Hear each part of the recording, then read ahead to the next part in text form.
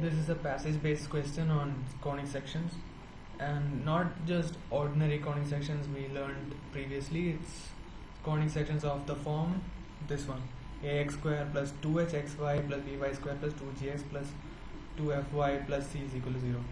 The difference being that it has a term with xy in it. Like usually we didn't have the xy term. That's the difference we are dealing with in this question. So it said conic section is the locus of a point which moves in a plane. Okay, it's like definition of conic section. And then they said what eccentricity is, what focus is, and all that. And in the end, this is important information. It will represent an ellipse if h square is less than ab and delta not equal to 0, where delta is this one, determinant of a, h, g, all this. Okay, that's the determinant. Okay, this is based on the problem based on rotation of axis. If you observe here, like this doesn't, like if you have an xy term, how do you write it as an ellipse? Think about it. The question asks about x square plus xy plus y square equal to 1. The ellipses we are familiar with is x square by a square plus y square by b square is 1. This is the kind of equations we are expecting. But here we don't see the xy term, and if we try to do something here, but still it looks very hard to remove the xy term. So that's because these you know how these ellipses look. Like usually we have either this or something like this. These are the kind of ellipses we know. But the ellipses we're dealing with in this question, in this passage based question, are like at an angle. Maybe like this, maybe like this. And doesn't have to be the center, doesn't have to be the origin. It can be like this.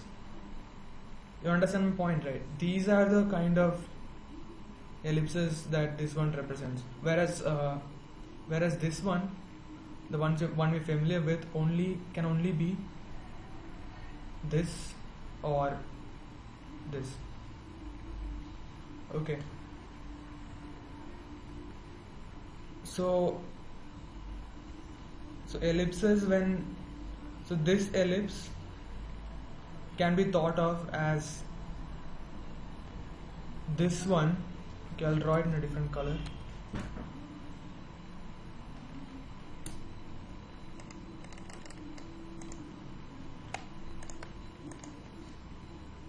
Can be thought of as this one, but is rotated by an angle.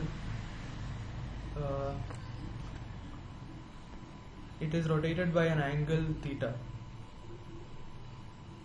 Like we have this one and it's rotated like this. The original ellipse is the red one and it's rotated like this, then you get this one. It can be thought of like that. And in that way, we get another axis here, right? Like instead of normal, this is x axis, this is y axis. And instead of that, we consider this as the axis. This as x prime, this as the axis perpendicular to that is y prime. We consider this axis. So according to that axis, this equation should come like this one here. So that's the idea.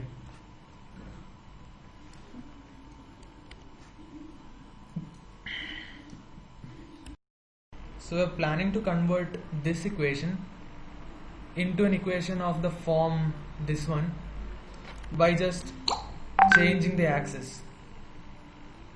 Okay, this might seem a bit complex at first, but let me show you what are the transformations, how it changes. Okay, so the new coordinate, let it be x prime, y prime for any point. When it's rotated, when xy is rotated by an angle theta, it reaches point x prime, y prime. Now we have two equations saying that x is equal to x prime cos theta minus y prime sin theta. Like, this is the relation between the old and new coordinates. Okay, so the old coordinates can be expressed in terms of the new coordinates and in terms of the angle rotated. So these are the equations. It will be x prime sin theta plus y prime cos theta. So this is the relation between old and new coordinates. How did I get these equations? This I'll discuss in another video, and if I do this right, you'll see a button over here somewhere, and you can go to that video. Okay, then how do we find theta here? How do we find theta? So when we make this substitution in this initial equation, what we have is x, we substitute x, value of x and value of y here. So we'll have something with x prime and y prime, x prime and y prime in this equation, in such a way that we want the coefficient of xy term to be 0. That's the idea, and I'll be discussing in detail in another video. But how do we find this theta? Theta you can find out by another formula. Cot 2 theta is a minus b by 2h, using this result. This also I'll derive in another video. Okay, I'll put the link in the description and maybe up here. What are a and b? It is that the initial like the general thing, 2hxy plus by square plus 2gx plus 2fy plus c. A is the coefficient of x square, 2h is the coefficient of xy, and b is the coefficient of y square. So first we find, given we have this equation, we find a minus b by 2h, that will be cot 2 theta. From that we obtain 2 theta and then theta, and substitute it here in the the relation equation, x and y, x, y, and x prime, y prime, and yeah, then we'll get the new equation in this axis, like equation of that curve, equation of that conic section on these axes, x prime and y prime. So that's the idea. So what is our equation here? This is x square plus xy plus y square equal to 1. So this is, so here a is equal to 1, b is equal to 1, and h is equal to 2h is equal to 1. That means h is half. And now we find cot 2 theta.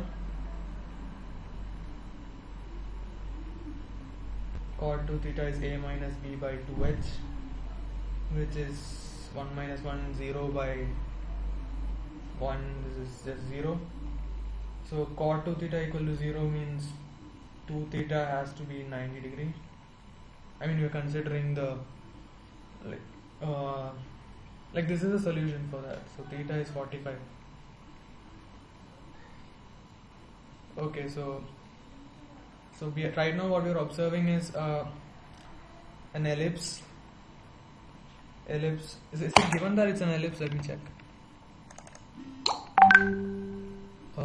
Yeah, it's given that it's an ellipse. We don't have to check whether it's an ellipse. Okay. So yeah, we have an ellipse like this. This is 45 degree, and this way, or this way. I'm not sure because we haven't found out the length of semi-major axis and all that. So semi-major axis, semi-minor axis, all that. So to find that, what we do is substitute x is equal to x prime cos alpha cos theta, that is just 1 by root 2. Sin theta is also 1 by root 2 because theta is 45.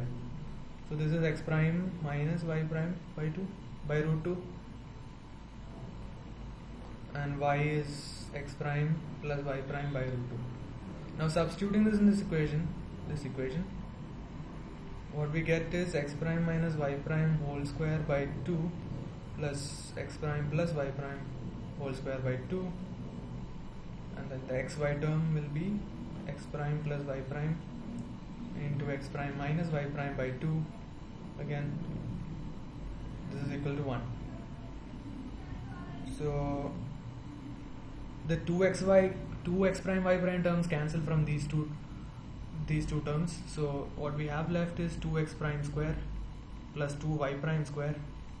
From here we have x prime square minus y prime square, and 2 we take on the other side. So we have 3x prime square plus y prime square is equal to 2. You see, now it's in our old form again, x square by a square plus y square by v square. We have it in that form. So let's rewrite a bit. It will be x prime whole square by root 2 by 3 whole square plus y prime whole square by root 2 whole square is equal to 1. So comparing with x square by a square plus y square by v square equal to 1, we now have a is equal to root 2 by 3, b is equal to root 2, of which b equal to root 2 is bigger than a equal to root 2 minus 3. So this is the length of the semi major axis, this is length of the semi minor axis.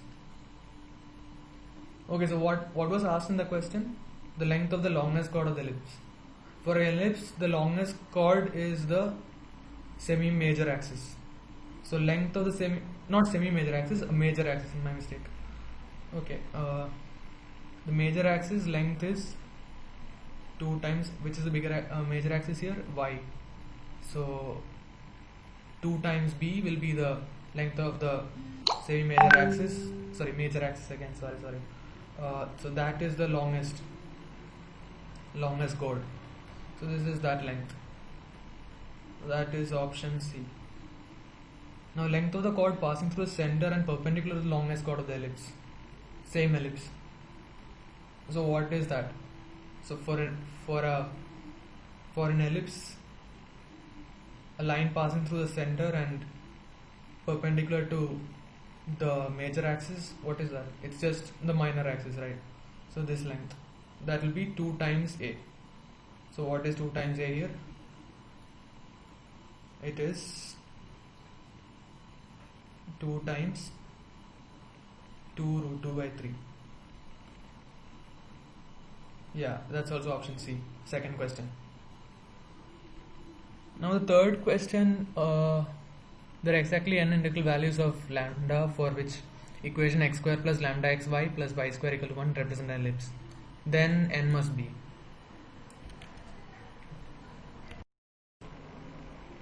So I have marked it here earlier.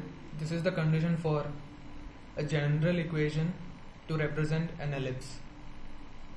First condition is h square should be less than ab, and then delta, which is the determinant, that should be non-zero. Okay, let's just check those two conditions and see what we get. It's a general thing. Lambda is a parameter, and what do we get? We get x square plus, this is x square plus lambda xy plus y square equal to 1. Equal to 1, yeah. Now we need to check for two conditions, h square less than ab and delta equal to a, b, c, f, g, h. Okay, sorry, this is h.